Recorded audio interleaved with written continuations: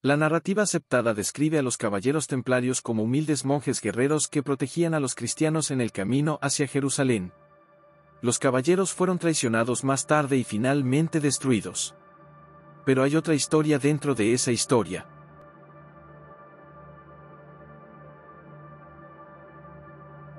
Es una leyenda llena de asesinato, misterio y un tesoro enterrado. Y esto involucra un secreto lo suficientemente poderoso como para reescribir la historia y cambiar el mundo. Sí, los templarios estaban en Jerusalén protegiendo a los cristianos, pero esa era su historia de portada. La verdadera razón por la que estaban allí era porque buscaban algo. Una antigua tecnología. Tan pronto como los caballeros templarios llegaron a la Tierra Santa, comenzaron a excavar. Los caballeros templarios fueron formados en 1118. Al menos, eso es cuando fueron oficialmente establecidos. La verdadera historia comenzó muchos años antes en Constantinopla, ahora Estambul. Los Hermanos del Este eran una orden secreta formada en Grecia que eventualmente estableció su sede en Estambul. Practicaban la alquimia. Estudiaban geometría sagrada. Realizaban ritos y rituales que incorporaban astrología, astronomía, música y matemáticas. Así que cuando Hugh de Pans, un noble francés, conoció a los Hermanos del Este, se emocionó. De Pans era técnicamente católico, como la mayoría de Europa, pero tenía familiares que eran de la fe islámica sufí, que es el lado más místico del Islam. A de Pans le habían hablado de este grupo secreto que poseía y protegía conocimientos antiguos. Quería conocer a este grupo y ver por sí mismo. En esta época de la historia, Europa estaba en caos, varios reinos estaban surgiendo y cayendo, y guerreando entre ellos. En el este, musulmanes y cristianos estaban en conflicto, el mundo se estaba desgarrando. Sin embargo, los Hermanos del Este poseían una sabiduría pacífica, no estaban preocupados por la política moderna. Los hermanos tenían un propósito mucho más importante. Una vez establecida la confianza mutua, los Hermanos del Este contaron la historia a los visitantes europeos. Bueno, no su historia, la historia, era la historia de una antigua civilización que prosperó hace miles de años. La gente era altamente espiritual y avanzada, era una civilización libre de pobreza, la riqueza no tenía sentido. Idearon métodos para cultivar alimentos para que todos los ciudadanos estuvieran alimentados, podían controlar el clima, las sequías y las hambrunas eran imposibles de abrazar. Esta civilización tenía habilidades que sonaban a milagros o a hechicería, podían comunicarse instantáneamente a largas distancias, de alguna manera tenían una forma de levitar objetos, sin importar cuán grandes o pesados. Tenían medicinas que podían curar cualquier enfermedad, permitiendo a las personas vivir vidas muy largas. No existía la guerra. Había tal abundancia de recursos que cualquiera podía tener lo que quisiera, y lo que estas personas querían más era perseguir su propia espiritualidad, y luego, desaparecieron. Hugh de Pans preguntó, ¿podría una civilización tan poderosa, que parecía poder controlar la naturaleza misma, ser repentinamente eliminada? Los Hermanos del Este dijeron que, en un solo día, la tierra tembló y los volcanes emergieron y entraron en erupción. Luego, una inundación gigante barrió la tierra y lo destruyó todo. Fue entonces cuando Hugh du Paynes y sus 8 caballeros se enteraron de Atlántida. Jansi Hugh du Paynes y sus compañeros caballeros quedaron fascinados por la historia. De Pans era un noble. De hecho, era el conde de Champagne. De Pans era un hombre educado, conocía a Platón y sus historias sobre la isla de Atlántida. Pensaba que eran solo historias. Los hermanos dijeron que Platón tenía razón en su mayoría, pero Atlántida no era solo una ciudad ni solo una isla, era una civilización que abarcaba el globo, y cada ciudad estaba conectada mediante tecnología de transporte. Eso, de nuevo, sonaba como magia. La historia se volvía casi abrumadora, casi. Los hermanos dijeron que las antiguas reliquias de Atlántida aún existen, y aún poseen su poder, el poder de viajar grandes distancias, el poder de la comunicación, el poder de curar, tal vez incluso el secreto de la inmortalidad. Si alguna vez se descubrieran, estos artefactos serían los dispositivos más poderosos y peligrosos de la Tierra. Du Paynes dijo que cualquier reino, cualquier país, cualquier religión mataría por tener acceso a este poder. Los Hermanos del Este estuvieron de acuerdo en que la tecnología de Atlántida no podía caer en manos equivocadas. Entonces, a Hugh du Paynes se le ofreció una misión: encontrar las antiguas reliquias y llevarlas de vuelta a Europa para su custodia. Hugh y los otros 8 hombres aceptaron de inmediato y formaron una hermandad secreta. Pero, ¿por dónde empezar a buscar? los hermanos dijeron que encontrarían artefactos bajo la ubicación de lo que solía ser el templo del rey Salomón, el monte del templo en Jerusalén. Los caballeros tenían que actuar rápidamente, la Tierra Santa era un lugar peligroso, Jerusalén fue tomada por los cruzados cristianos en 1099, pero, ¿quién sabe cuánto tiempo podrían retenerla? Y había otro problema. No eran solo los caballeros los que sabían acerca de los artefactos, grupos de cristianos, judíos, musulmanes, también estaban buscando, así que cuando los caballeros llegaron a Tierra Santa en 1120, establecieron su sede donde solía estar el templo de Salomón, se hicieron oficialmente conocidos como los pobres compañeros soldados de Cristo y del templo de Salomón. Los caballeros templarios. Y los caballeros desempeñaron el papel de valientes monjes guerreros, protegiendo a los cristianos que hacían la larga peregrinación a la Tierra Santa. Pero mientras algunos caballeros templarios guardaban Jerusalén, otros cavaban debajo de ella, día y noche cavaron, hasta que un día, encontraron oro. Literalmente. Los hermanos del Este tenían razón, prometieron a los caballeros templarios que si excavaban bajo el monte del templo, encontrarían artefactos que una vez pertenecieron a la gran civilización de Atlántida. Los caballeros encontraron una gran caja hecha de madera de acacia y oro, no había duda de que habían encontrado la legendaria Arca de la Alianza, y luego encontraron otras 5. Año tras año, los caballeros templarios extrajeron tesoros de debajo de Jerusalén, encontraron la lanza del destino, el Santo Grial, la tabla de esmeralda y páginas de antiguas sabidurías esotéricas, descubrieron que existían 10 arcones, aunque solo encontraron 6. Los arcones se usaban en conjunto con pirámides de todo el mundo para crear energía ilimitada, esto era similar a lo que Nikola Tesla intentó en la Torre Wardenclyffe. Dentro de la cámara del rey de la Gran Pirámide hay una caja de piedra. La egiptología convencional dice que esta caja es un sarcófago para almacenar una momia, pero nunca se encontró una momia allí, y las dimensiones de la caja son bastante pequeñas para un cuerpo humano, pero la caja es del tamaño perfecto para almacenar uno de los arcones. Los caballeros templarios descubrieron que las pirámides se construyeron con un propósito específico, almacenar los arcones, y los arcones se construyeron para almacenar maná. En la Biblia, el maná era una fuente de alimento que apareció a los israelitas en el desierto, se describe como finas escamas que parecían escarcha en el suelo, pero según la tradición templaria, los israelitas y los atlantes antes que ellos extraían maná de la materia vegetal y animal y lo convertían en un polvo blanco monoatómico. Este polvo blanco proporciona energía. El maná actuaba como un superconductor eléctrico y alimentaba los arcones dentro de las pirámides. Los arcones generaban energía ilimitada para la próspera civilización. Aprendieron estos secretos alquímicos nada menos que del tablero de esmeralda. El tablero de esmeralda daba instrucciones detalladas sobre cómo extraer maná de los huesos de animales. El maná luego se podía usar para energía o incluso para curar enfermedades. Algunos de estos textos antiguos incluso hablaban de crear maná a partir del oro. Cuando el maná se extraía del oro, se podía usar para hacer objetos más ligeros para la levitación. Ahora, piénsalo, el arca es una caja de casi 4 pies de largo y 3 pies de ancho, está hecha de oro, el oro es pesado. El Arca de la Alianza también contenía los 10 mandamientos, que estaban tallados en tabletas de piedra. La piedra es pesada. Solo el oro habría pesado casi 1000 libras. Eso no incluye el peso de la piedra ni de la madera de acacia, sin embargo, solo llevó a 4 hombres cargarla. Por cierto, los hombres que llevaron el arca eran levitas. Levita. Levitación. Los caballeros templarios también encontraron textos muy antiguos que incluso precedían a la civilización de Atlántida. Estos documentos hablaban de una raza no humana que esclavizó a la humanidad hace miles de años para extraer oro. Los Anunnaki. Prometo hacer un episodio completo sobre ellos. Pero aquí está la versión corta. Los Anunnaki eran dioses adorados por los antiguos sumerios, pero en realidad eran alienígenas de un planeta más allá de Neptuno llamado Nibiru. Los Anunnaki llegaron a la Tierra hace unos 450.000 años, buscando recursos, específicamente oro, intentaban resolver una crisis atmosférica en su planeta. Encontrando oro en abundancia, se establecieron en la Tierra y establecieron operaciones mineras.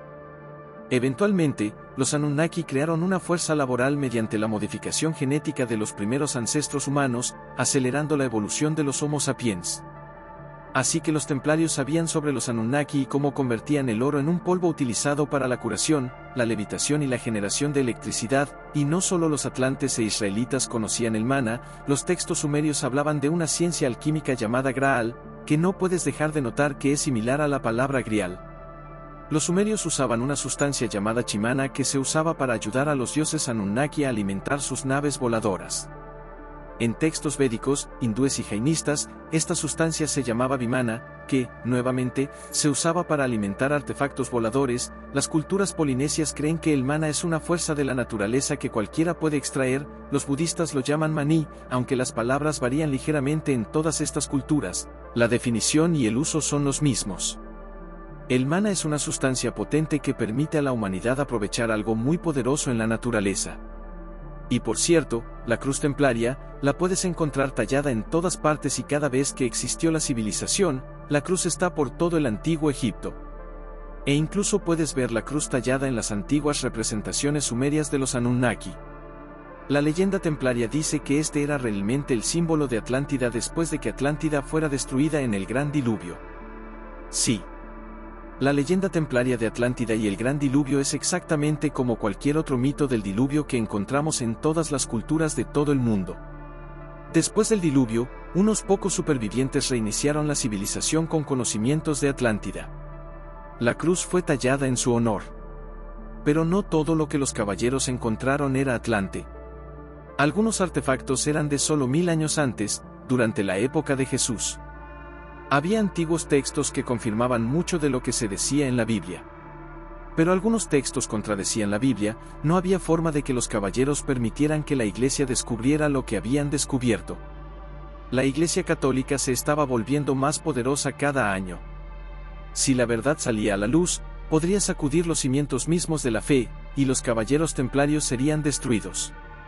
Además, gran parte del financiamiento de los caballeros provenía de la Iglesia. Pero ningún documento histórico se comparaba con el impacto de lo que descubrieron a continuación. Un osario, que es una colección de huesos. Este osario contenía los huesos de una familia religiosa muy famosa, todos enterrados juntos. Los caballeros encontraron los huesos de María Magdalena, Juan el Bautista y el propio Jesús. Pero también encontraron los huesos de los hijos que María tuvo con ambos. Llamar blasfemo a lo que los caballeros templarios descubrieron sería un eufemismo enorme. Descubrieron documentos y artefactos que literalmente destruirían la Iglesia. Necesitaban mantener estos tesoros a salvo de ser destruidos. Necesitaban evitar que cayeran en manos equivocadas, específicamente en manos del Papa. Los templarios sabían que la existencia de los huesos de Juan, Jesús y María Magdalena y sus hijos significaría el fin de la Iglesia católica. Pero para añadir sal a una herida ya grande, los templarios encontraron algo potencialmente aún más amenazante para la Iglesia. Un sistema de creencias alternativo. Los templarios eran cristianos, pero no en el sentido más estricto, como lo era la mayoría de Europa. Y lo que es más importante, como lo eran su rey y empleadores. Difundir información contraria a las enseñanzas de la Iglesia católica no solo era herejía, era una sentencia de muerte. Recuerda, todo esto estaba sucediendo en la época de las cruzadas. Las religiones estaban en guerra.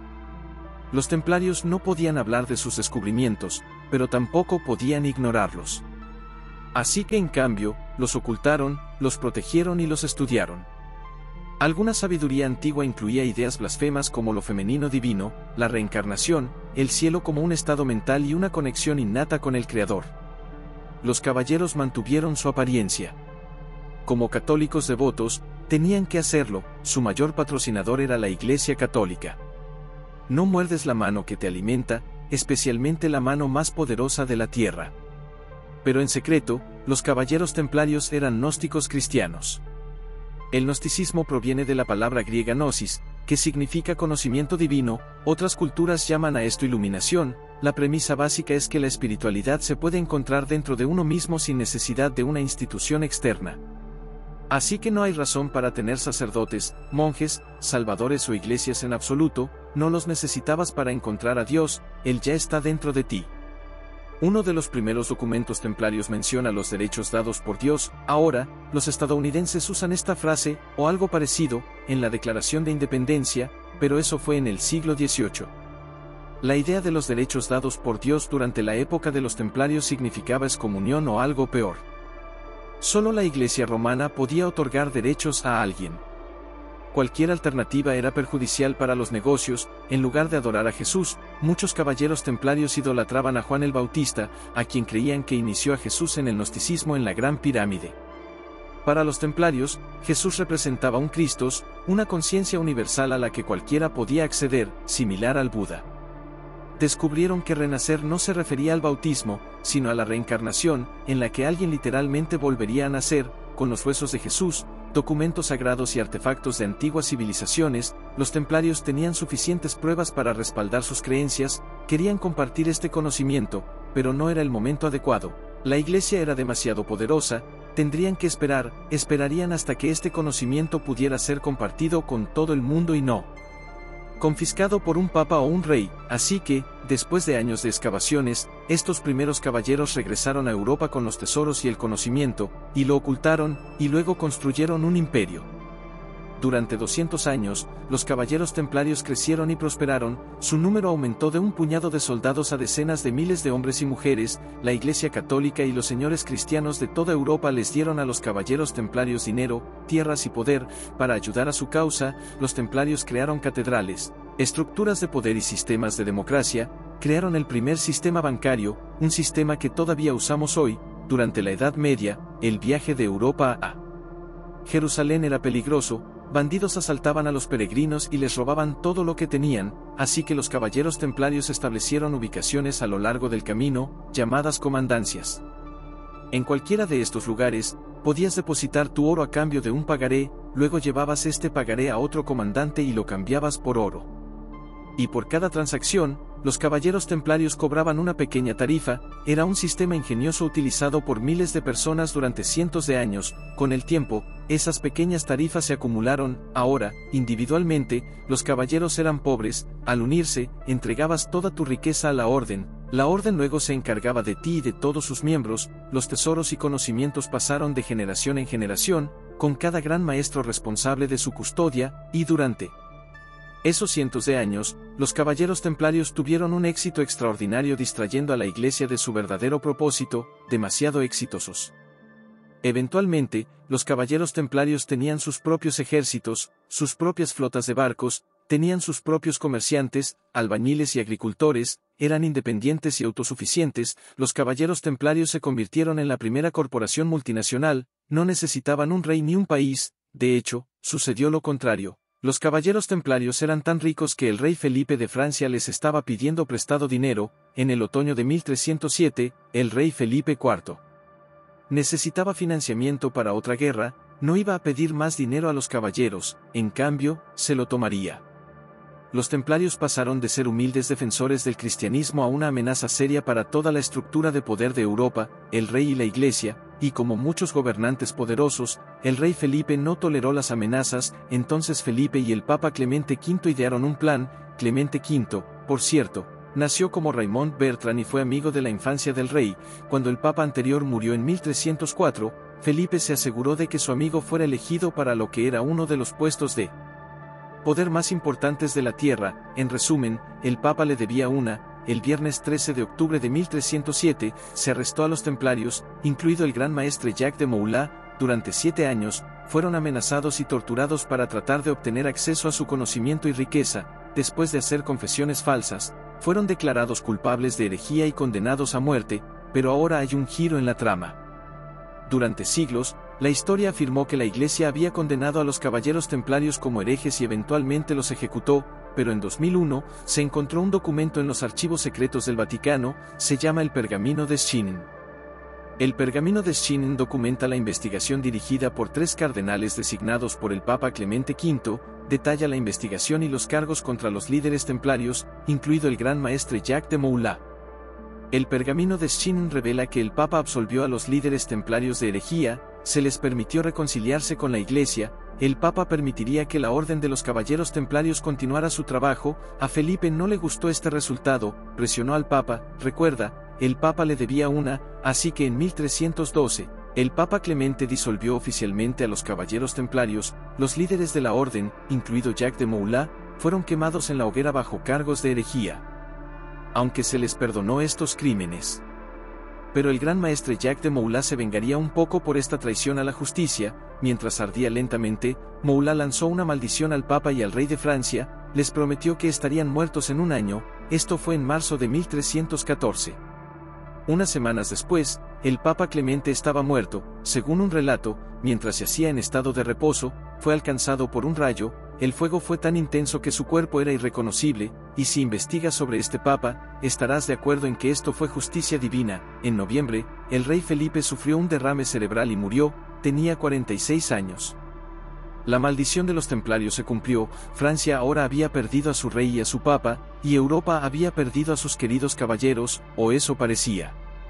Cuando se dio la orden de arresto el 13 de octubre, los caballeros templarios lo sabían, tenían espías por todas partes, lo sabían desde hacía semanas, y usaron esas semanas para planificar. El 12 de octubre, la noche antes de que se diera la orden de arresto, toda la flota de barcos de los templarios desapareció en la oscuridad, y a bordo de esos barcos estaban todos los artefactos antiguos atlantes, los tesoros sagrados y los documentos prohibidos. Jacques de Molay y unos 100 caballeros se quedaron atrás, esperaban poder razonar con el rey y el papa, fallaron en esa misión, pero tuvieron éxito en otra.